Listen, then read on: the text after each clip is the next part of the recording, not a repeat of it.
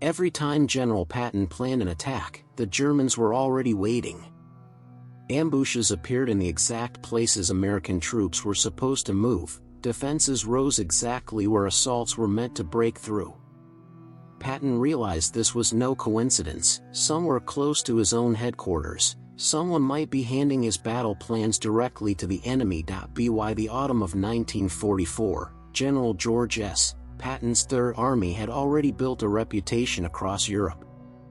Speed, aggression, relentless pressure. After the breakout from Normandy, Patton's armored divisions had swept across France with stunning momentum. German units that tried to resist were often outmaneuvered and overwhelmed before they could reorganize. Patton believed in moving faster than the enemy could think. But in late September and early October, something began to change. At first the signs were small. A supply convoy moving toward the front was suddenly ambushed on a narrow road in eastern France. German artillery struck with surprising precision, hitting trucks carrying fuel and ammunition. The convoy commander reported something unusual. The Germans seemed to know exactly where the column would appear. Staff officers initially dismissed the incident as coincidence.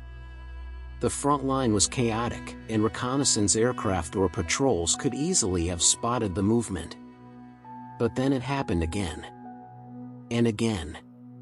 Another convoy was attacked, this time by German fighters that appeared almost the moment the vehicles entered open terrain.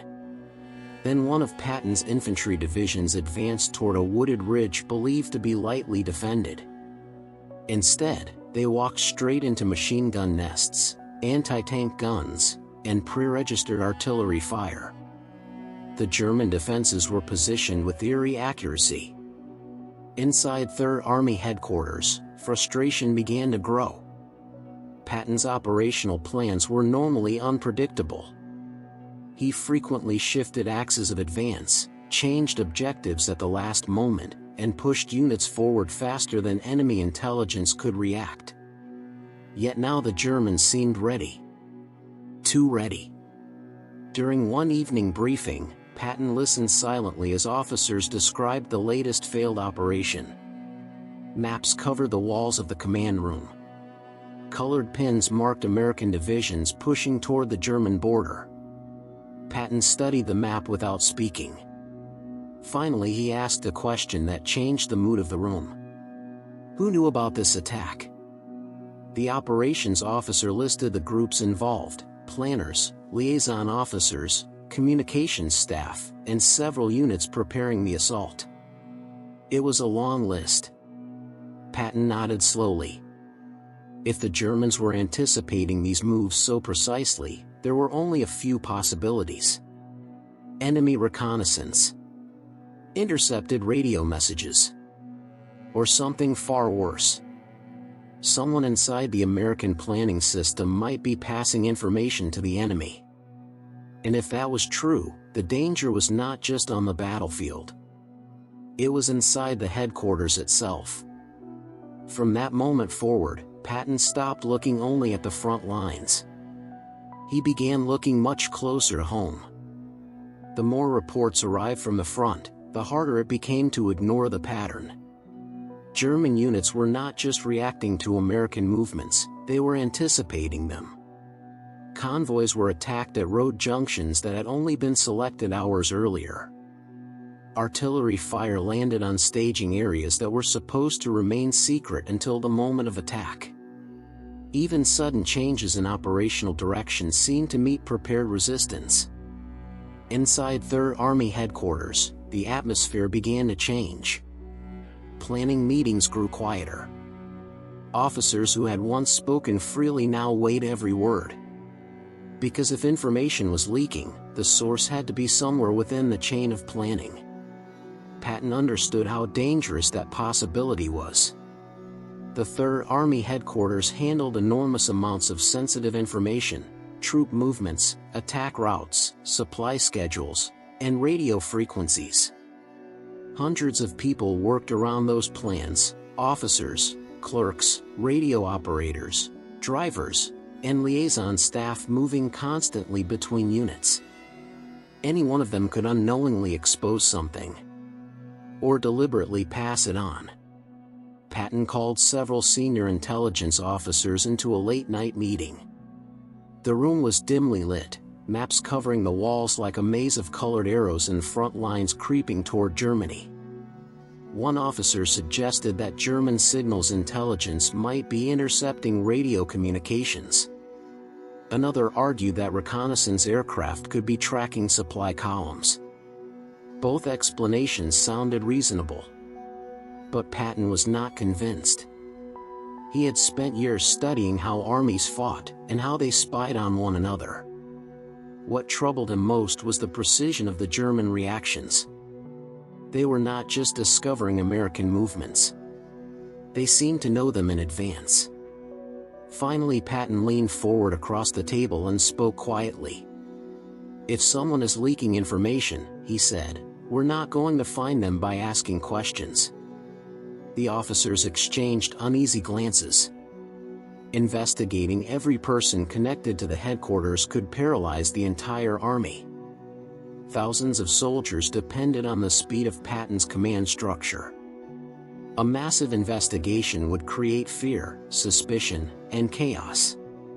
Instead, Patton proposed something far more subtle. They would not search for the spy. They would let the spy reveal themselves. Over the next few days, a quiet plan began to form inside the intelligence section. New operational briefings were prepared, but this time they were slightly different. Certain details were changed. Routes were altered. Timetables shifted. Objectives quietly adjusted. Each version of the plan would be shared with only a small, carefully selected group of personnel. If German forces reacted to one specific version of the information, then Patton would finally know exactly where the leak was hiding. And somewhere inside the headquarters, someone was about to make a very dangerous mistake. The new plan was put into motion quietly. No announcements. No sudden changes in routine. Inside 3rd Army headquarters, operations continued as usual, or at least that was how it appeared.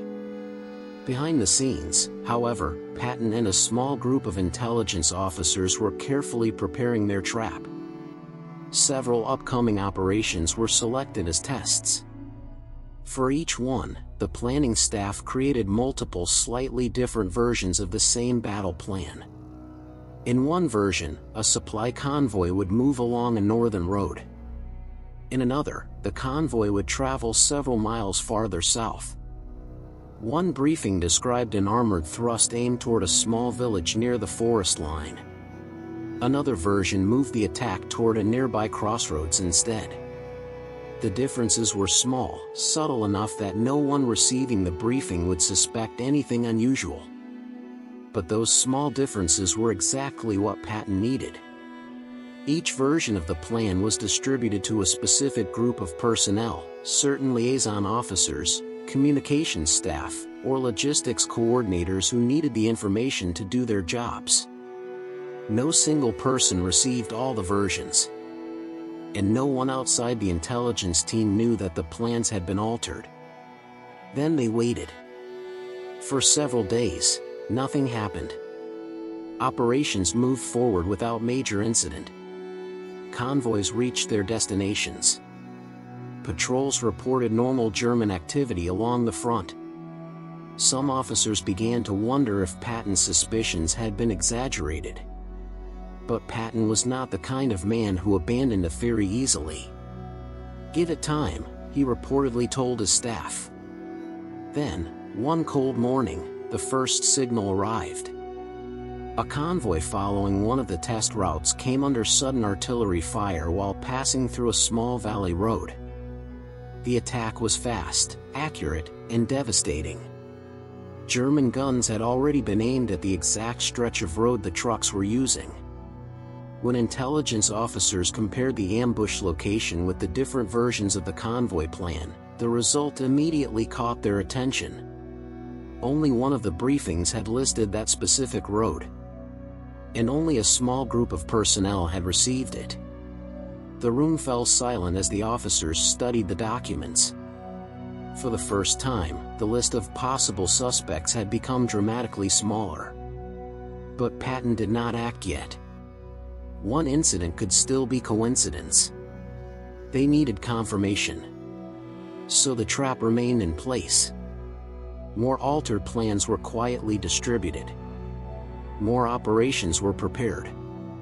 And as the days passed, intelligence officers watched the reports from the front lines with growing tension. Because if the Germans reacted again to the same version of the information, then the invisible enemy inside Third Army headquarters would finally step into the light. The trap continued for several more days. New operational briefings were quietly prepared, each containing slightly different details, a different road, a different timetable, a different point of attack. Again, the plans were distributed only to small, carefully selected groups. Then the reports from the front began arriving. Another convoy was hit. German artillery opened fire at a crossroads that only appeared in one of the altered briefings. Soon after, a reconnaissance patrol reported German troops reinforcing a wooded ridge that appeared in yet another version of the test plans. Inside the intelligence section of Third Army headquarters, officers began laying the documents side by side. One by one, the patterns emerged. Each German reaction matched the same chain of briefings. And each of those briefings had passed through a very small group of personnel. The circle of suspicion tightened. Patton was informed late in the evening. According to accounts from staff officers, he studied the evidence quietly, his expression unreadable as the intelligence officers explained the connections. The trap had worked. Someone inside the headquarters system had been passing information outward. But the discovery raised a new and uncomfortable reality. Espionage during wartime was rarely simple. Sometimes information was leaked deliberately by a spy. Other times it was exposed unintentionally, through careless conversations, intercepted communications, or contacts with civilians in towns near the front. The investigation that followed focused on the narrow group connected to the compromised briefings. Security officers reviewed communications logs, questioned personnel, and examined how information moved through the headquarters. While many details of the case remain unclear in historical records, the lesson for Patton and his staff was unmistakable. Even the most powerful army in the world could be vulnerable if its information was not protected. From that point forward, security procedures around operational planning were tightened. Sensitive information was restricted to smaller circles. Communications discipline became stricter. And briefings were handled with far greater caution. For Patton, the experience reinforced something he already understood about modern warfare. Battles were not won only by tanks, artillery, or infantry. They were also fought in shadows, through intelligence, deception, and the constant struggle to control information. On the front lines, soldiers faced the enemy they could see. But behind the lines, another war was always unfolding. A quieter war. A war of secrets.